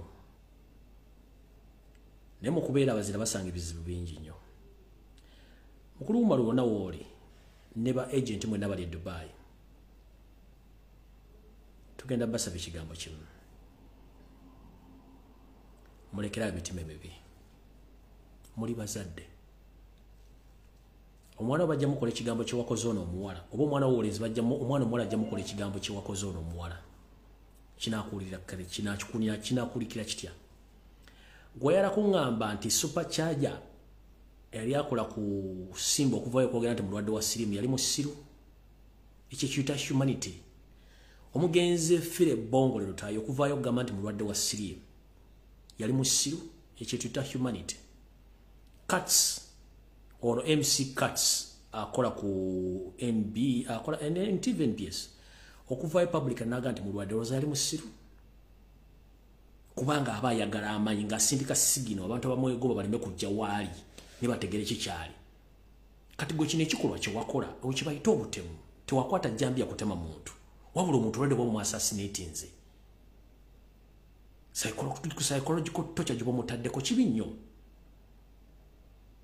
Abantu bangi bavudde public ne boga nti ni mulwadde wa siriimu kubanga bw'afulumya ekigambo nti gundi ndi mulwadde wa siriimu n'omuntu yeesika mulagamba nti okentegedde omuntu mulwadde mmanyi wenkoma naye ne kati guli agent wefudde agent but your main target is to use abaana abo bowala.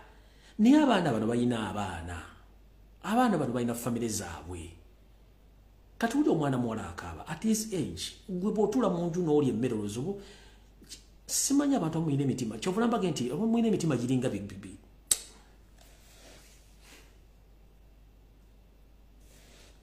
Omuntu bw'omugamba nti ndi kino omuntu ategeera than keeping quiet n'omusiiga ng'omanyi. In fact ogwo musango okusiiga omuntu obulwadde intentionally musango. Amanyi Umaru mutegeeze ng'obudde bukyali nti famire y'omukyalo in fact kambategeeze famire y'omukyalo ono omwana omuwala namwe bamukozeko interview mutegeeze omukyalo ono agende ku Interpol e Kampala agulewo omusango ng'agugula ku mwami Umaru ono gwe yasanga mu ofiisi ye Dubai n'amulaga nti ayagala kufuna mulimu. Umaru n'amutuusako obubulisa maanyi n'amufunisa siriimu kubanga mu constitution ya Uganda okufunisa omuntu obulwadde n'ekigendererwa guba musango gwa naggomola gwenkanankana n'okutta omuntu. Mugula omusango ku Interpol bajja kusindika ebbaluwa ku Interpol e Dubai Umaru bagenda muzze e Kampala nga tebalina gwe bewozezaako. Eyo yendowooza yange ng'omuntu bwe ndowooza bwe kikola. Mwana muwala ono bw'aba nga asobola ne famire ye bagende e Kampala ku kitongole ekya poliisi y'ensi yonna. Omwana ono awe statement ajuwe Interpol. Interpol egenda kusindika ebbaluwa bakuntumye egisindikire Interpol ya Dubai. Ono Umaru ajja kubeera e Kampala bamuvunaana omusego ogw'okusiiga omuntu obulwadde n'ekigendero eky'omutta.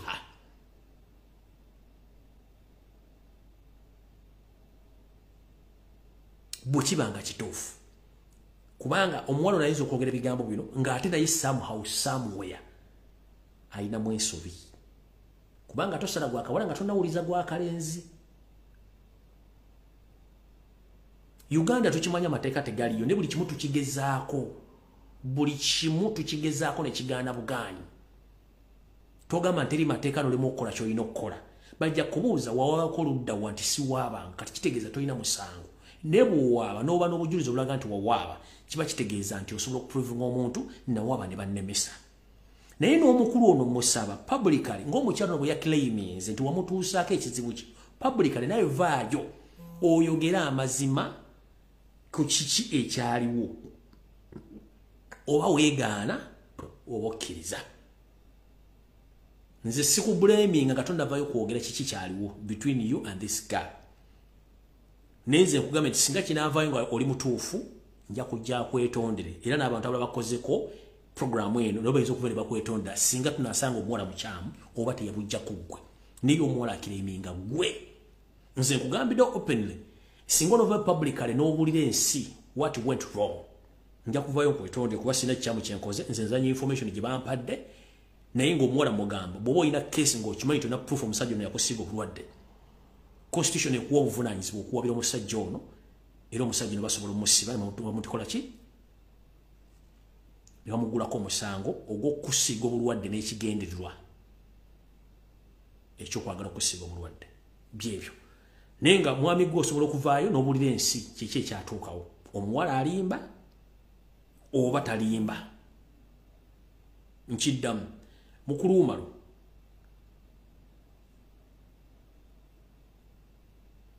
vaayo weewozeeko ku nsonga zino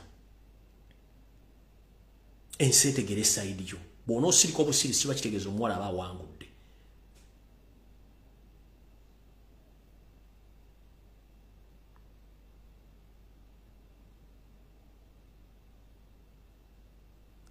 Wano wenfundikira nga nti kikiso kya mbuzi kirekerera omussi n'ekitundu omubaazi saa zino tutunulidde ggwe naye tetunnamanya sayidi yo so oli waddemba okuva nga okozesa omutimbagano n'ogamba nti ekintu kino sikikolangako kyali ABCD ensi nayo neekutegeera kati gy'omuwala najja n'approving ensi kiki ekituufu kyayogera. Sigenda kusokkako wano mukama aba 13 mpeera musibe bulungi mweraba. Tujja sinkana olunaku lwonna olulala andowooza ku Sande nyinza obutalabikako kombi mulimu bulange mmeka mbategererezewo nkiddamu ku Sande nyinza obutalabikako mu mulimu bulange mmengo so mbasirabise saagala mu nninde nnyo nyinza obutalabika ku Sande ku sabbi eza buli nnaku naye nga mbategeeza musomesa pato Uganda gyali talina buzibu lwakuba nti ebyuma by'amasannyalaze gabiyitamu akyageza kutentekanya studio ye agenda kudda essaawa yonna. Mulwanyi munnammwe Elizabeth Odowa ali mu komere ya Facebook okumala omwezi mulamba tuza mutegereza Bethodo omukyalo ya commenting enya wandika enya postinga ali mu komere ya mwezi mulamba so tali ku internet pages zonna bazisiringa nange yabe bali bagihackinga all along bali bajagala so tulina obuzibu ku internet kuna bantu batuli bubi so pato Uganda studio yayita mu mulira masanyaze achajikolako Elizabeth Odowa ali mu komere ya mwezi mulamba ku internet tali ko bamu salako nisima gift manyi kwali n'abantu abakyakola so mutalaba please baba era muno obuzibu butonotono njagadde bategeeza ndoza mutegedde bulungi abadde babuzola Bethodowa ali mu kumena Facebook pato Uganda amasanyaze gali awo byuma bye ali mu kutereza studio aballa bajja kujja mpola nga bategeeza so ndoza mutegedde bulungi nnyo tiwali kirache mu mbuuza ku Sunday temuninda nyizo kuddamu ku Lwolo kubiri nyizo in fact tulabagane ku Tuesday tulabagane ku Tuesday Kamaru twazine nako tomorrow is Saturday, Sunday, Monday, Tuesday. Tulwagane ku Lwokubiri. In fact katuna bana abasimye mukaba 13 ampera naye nga drone zitami okukwata abantu mwegendereze nnyo bana Uganda buli mujjo otambula na jobera ni okusingira ddala mwenna abana bavuga boda nga mwagala enkyuka mwegendereze nnyo namwe bana bapipo mwenna ba foot soldiers no message kesembeyo giri badde njira bidda National Unity Platform ne People Power. If we are to strike, we are not going to strike at this moment. So whoever moving around telling our foot soldiers on the ground that we are about to strike and they are giving out money, please echo chifute chiriwo iso semwa bakola bati ennaku zino bakubira abana ba people pone bagamba abemukono tusinkane wano abejinja tusinkane wano kino bakikola iso ekikola ne CMY baba wani transport agenda batwala mu location omugenda okudemonstratingira ne babulirawo the moment kasitokiriza baga nti bo people power era kyagulanya abatumye oba nopu yabatumye bagenda kwekalakasa kujja ko mu 7 nkiddamu tewali kintu kyonna kigenda kukolebwa kitibwa action oba kwekalakasa right now n'ensimbi ezibaweebwa sente za iso na CMY baagala kubafunira ku bannamwe mwenda buli kitundu babakwate bulungi nnyo nkiddamu tewali kintu kyonna kitegekwa mu national unity platform kyakwekalakasa oba ekikula kyonna ekyokuyiwa omusayite kiriiwo nkiddamu akakodyo kape bakabateze mukitegere bulungi nnyo olwamu Kampala Mukono Wakiso wa wonna wonna ng'olwankyukakyuka please